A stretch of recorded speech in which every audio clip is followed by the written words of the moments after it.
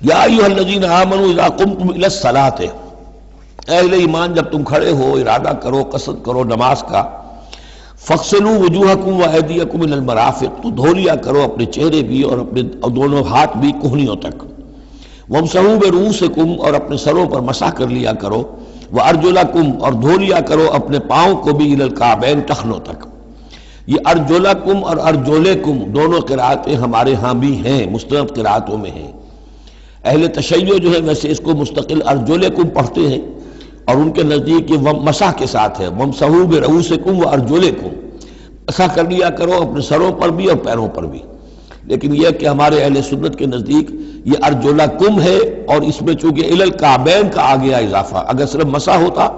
تو اس میں کوئی حد بیان کرنے کی ضرورت نہیں تھی، لہذا الی الکعبین کے اضافے سے وہ بالکل اس کے مساوی ہو گیا ہے الی المرافق۔ جیسے ہاتھوں کو دھونا ہے کہنیوں تک، ایسے ہی پاؤں کو دھونا ہے ٹخنوں تک۔ وَإِن كُنتُمْ جُنُبًا فَاطَّهَّرُوا، اور اگر تم حالت جنابت میں ہو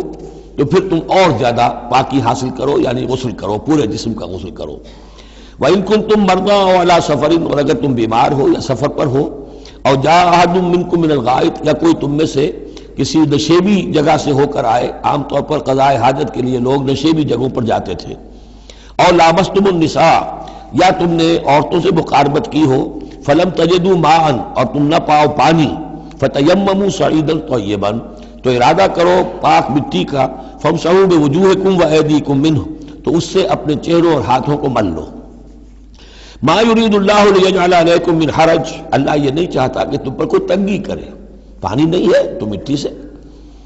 ولکن یرید لیطہرکم، لیکن یہ ضرور چاہتا ہے کہ وہ تمہیں پاک کرے، ولیتم نعمتہ علیکم، اور تم پر اپنی نعمت کا اتمام فرمائے، لعلکم تشکرون، تاکہ تم شکر کا حق ادا کر سکو۔